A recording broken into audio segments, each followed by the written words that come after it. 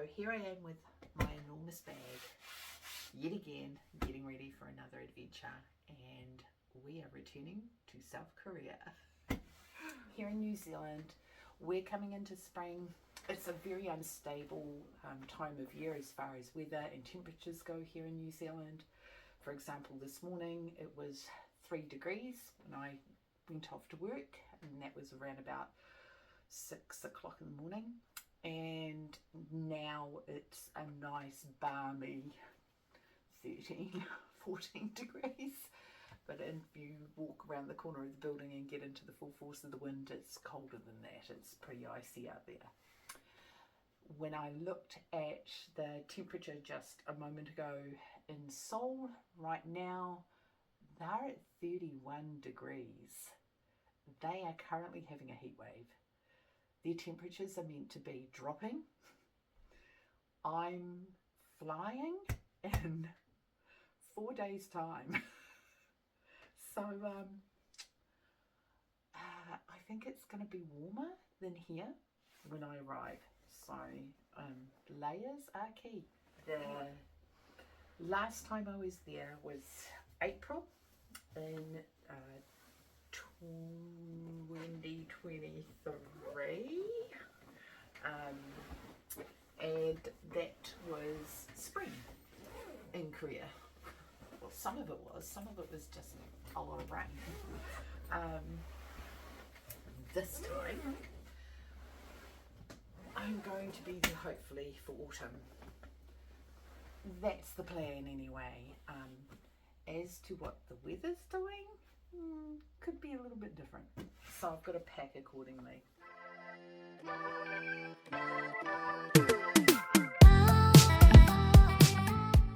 But there are certain things that I'm just not going to be leaving New Zealand without, and a couple of beach towels is handy, because in Korea bathroom towels are about the size of a New Zealand hand towel.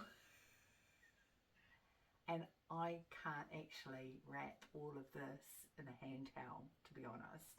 So yeah, I'm taking a couple of beach towels up as my bath towels.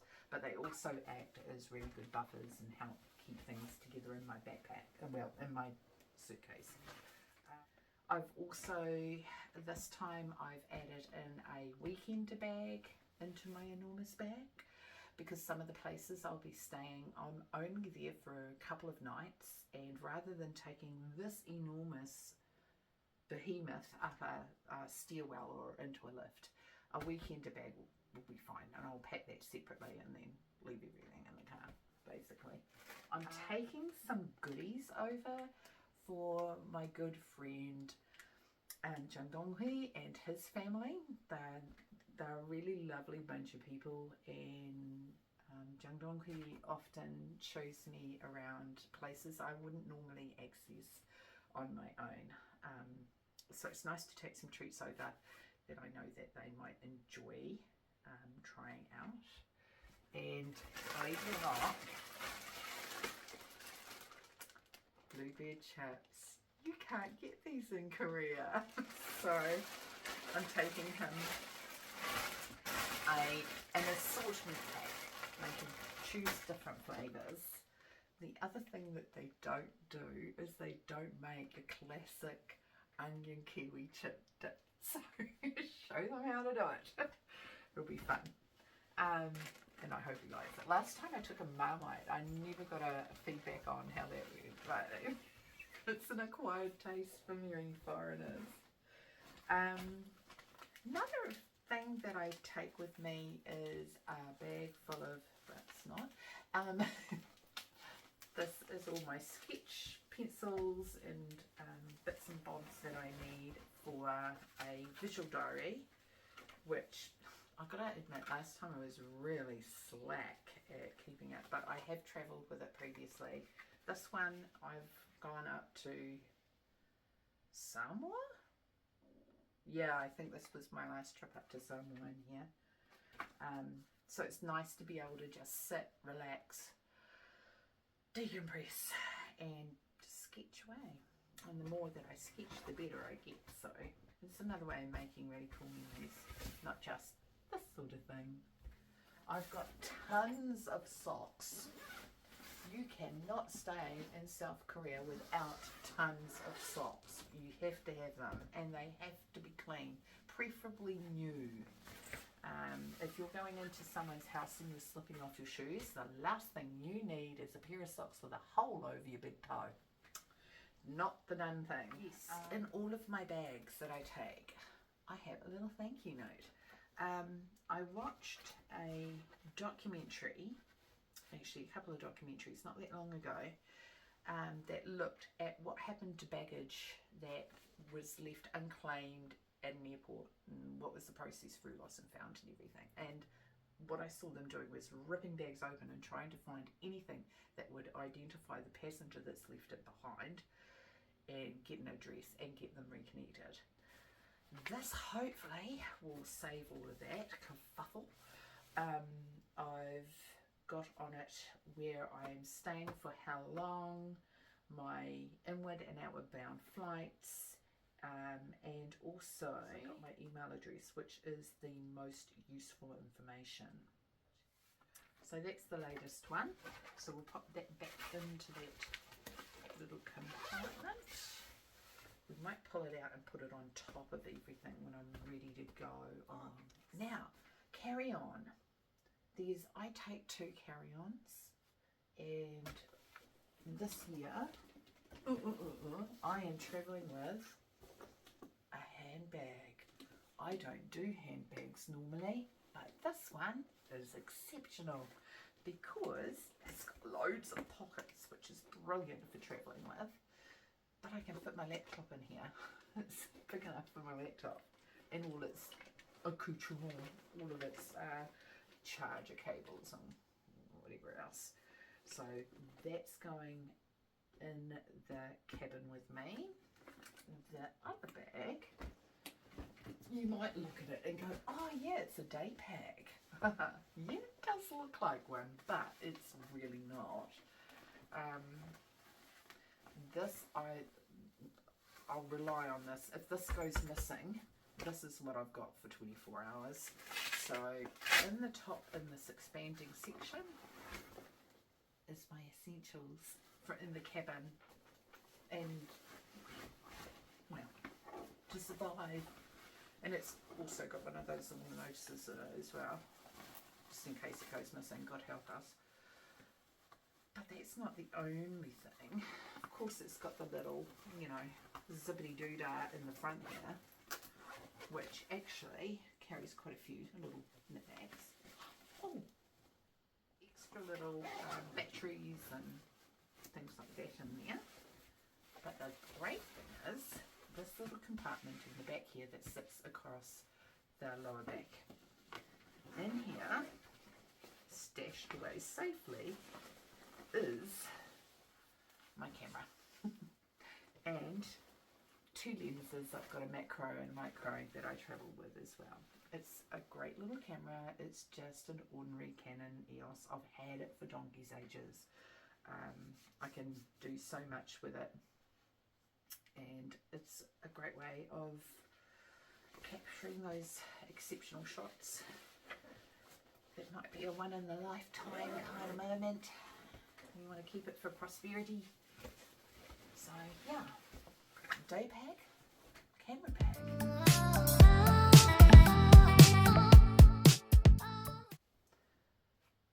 I hope that I get to see some autumn colour in those trees up there, because it's stunning. I've seen photos, but I want to be there. I want to, you know, walk through it, smell it, feel it. It'd be great.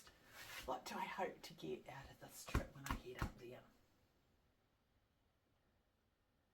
I really hope that I get to meet more of the locals and take my time to have a chat with them.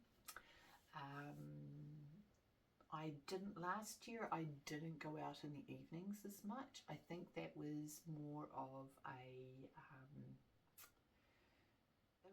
it was more of a confidence thing than anything, I think. Being first time visiting South Korea, wasn't too sure how safe I would feel up there.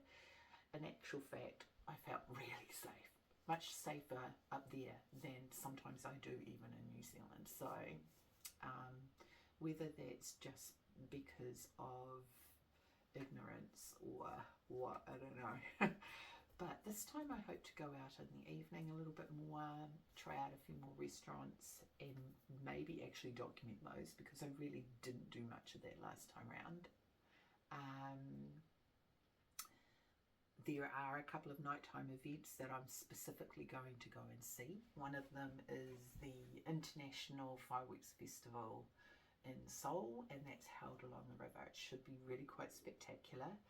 I don't know that I'm going to be right up the front where everyone goes, so there might not be an opportunity to hear the accompanying music that everything's set to, but that's okay. The fireworks, I think, will be pretty amazing on their own. The other thing I'm specifically going to see is the Lantern Festival in a city called Jinju. I think that's right, Jinju. As I'm filming this right now is Chuseok in Korea. Chuseok is likened to the American Thanksgiving celebrations. So it's an autumn harvest celebration for the people of South Korea. It's, you know, a really ancient practice. A lot of people travel home to be with their family, and they have a lot of specific foods that they enjoy at that time. So unfortunately I've just missed that, but a lot of the festivals that come over after that are also part of that celebration of change of season, the end of summer supposedly, and the beginning of that time of autumn when you're preparing everything ready for the heavy snows of winter. And let me tell you, South Korea gets a lot of snow. This time I'm slowing down. I'm spending way more time in Seoul than I had in April last year. I do get a hire car. There's a couple of times that I pick up a hire car and travel outside of Seoul. There's definitely 3 destinations that I hope to return to that I couldn't gain access to last year, simply because they were either under renovation or they had broken. Hopefully repairs have been done, because I really want to experience these things. It's part of why I'm returning. I'm also going to visit a part of South Korea that I haven't explored yet, so I'm looking forward to that. They specialise in a lot of seafood in that area, so that'll be interesting.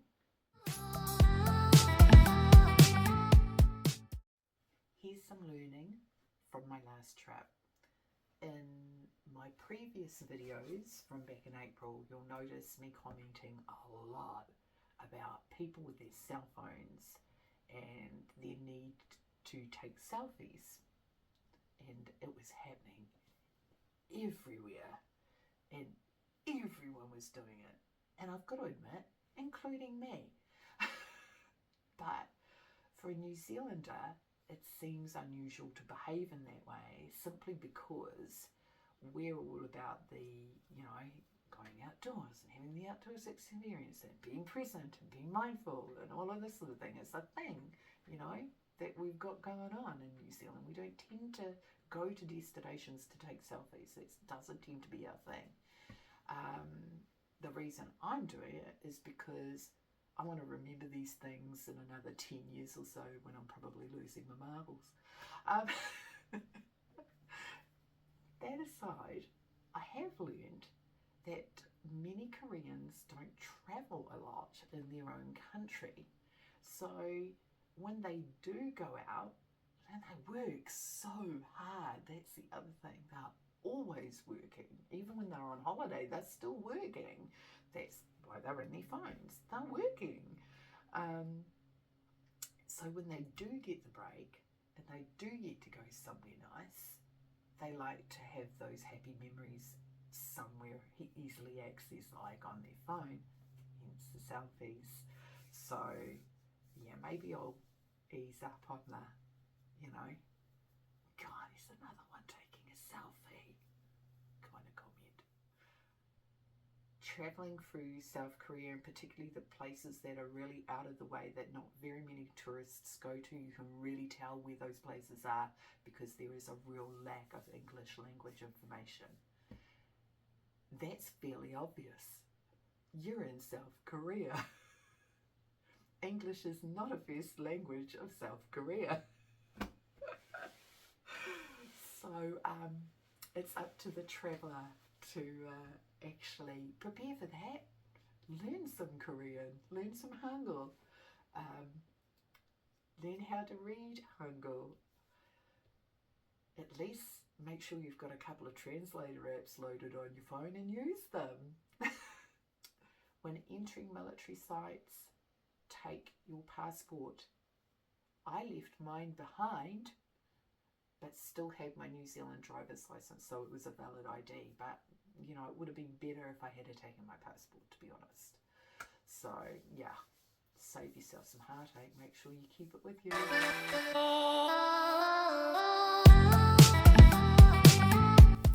I'll be flying with Air New Zealand from Tauranga to Auckland, a quick 40-minute flight.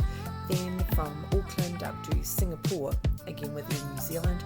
Then I switch to Singapore Airlines and fly Singapore through to Incheon.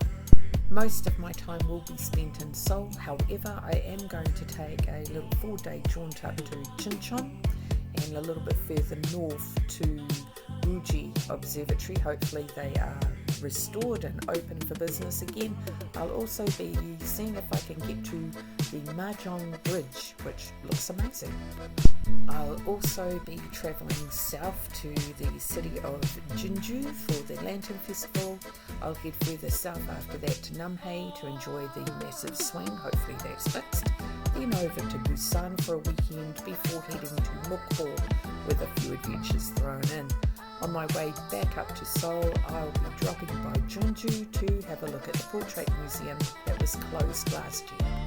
Yeah, it's an incredible country and I can't wait to return to it. I'm going to leave you here, and the next time you'll see me on camera might be in an airport. Okay, till then, annyeonghaseyo. Bye.